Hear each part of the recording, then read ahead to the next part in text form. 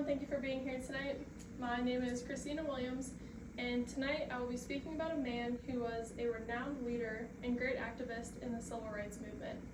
Tonight, I will be providing an analysis of Martin Luther King Jr.'s use of Aristotle's persuasive appeals. My analysis is based on the information I have learned through my Effective Leadership Communications course in our textbook, Leadership Communications by D.J. Barrett. The three main appeals that I'll be analyzing tonight are logos, ethos, and pathos.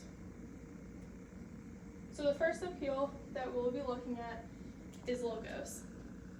In our textbook by Barrett, she says that logos is an appeal based on the logic of an argument.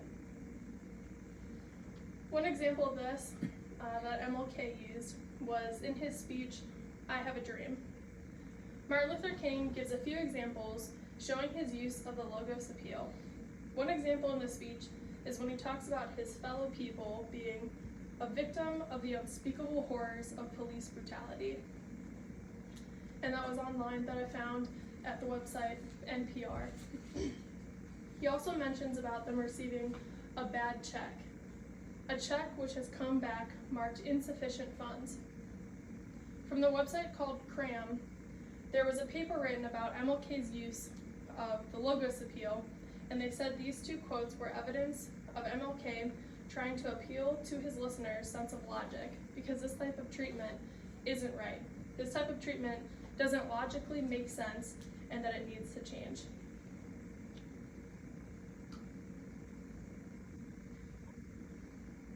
Another example is in Martin Luther King's speech, "I've been to the mountaintop," which I found this online at Prime Study Guide. He says, "Collectively, we are richer than all the nations in the world, with the exception of 9, as well as we have an annual income of more than $30 billion a year, which is more than all the exports in the United States." These are two great quotes in his speech where MLK uses facts and statistics to make his point.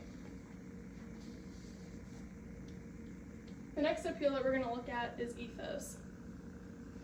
In our textbook by Barrett, it says, "Ethos is an appeal based on the perceived character of the sender of the message." One way that MLK shows this is in his letter.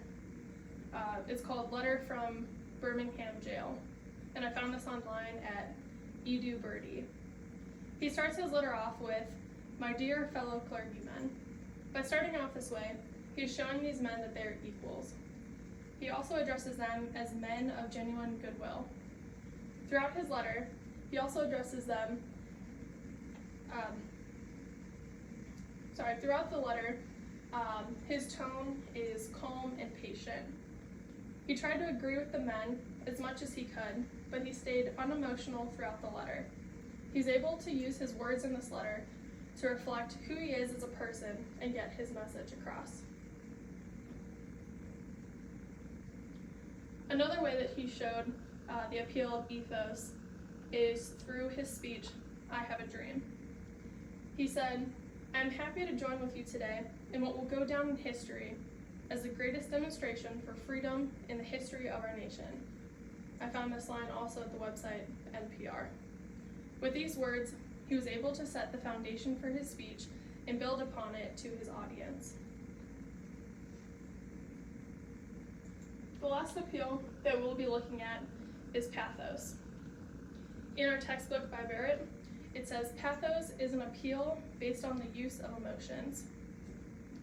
MLK used this in his "I Have a Dream" speech. He used this when he says, "And even though we face the difficulties of today and tomorrow, I still have a dream. It is a dream deeply rooted in the American dream." I found this online at Bartleby. He uses pathos here to appeal to his entire audience for them to feel how everyone deserves to have freedom and to have equality. Another way that he used this was in his speech called "The Other America." A couple excerpts from this speech I found online were, "In this other America, millions of people are forced to live in distressing housing conditions. In this other America, thousands of young people are deprived of an opportunity of adequate education. These conditions are things that cause individuals to feel they have no other alternative than to engage in violent rebellions to get attention. In this speech, Martin Luther King was trying to get his audience to feel the horrors that his fellow people were facing, and for them to understand the pain and hurt that they were going through. So, in conclusion, tonight I have provided you with an analysis of Martin Luther King Jr.'s use of Aristotle's persuasive appeals by focusing on the use of logos, ethos, and pathos. And as shown through many examples throughout this presentation, Martin Luther King Jr. was a renowned leader and speaker who greatly progressed the civil rights movement. And here are my references.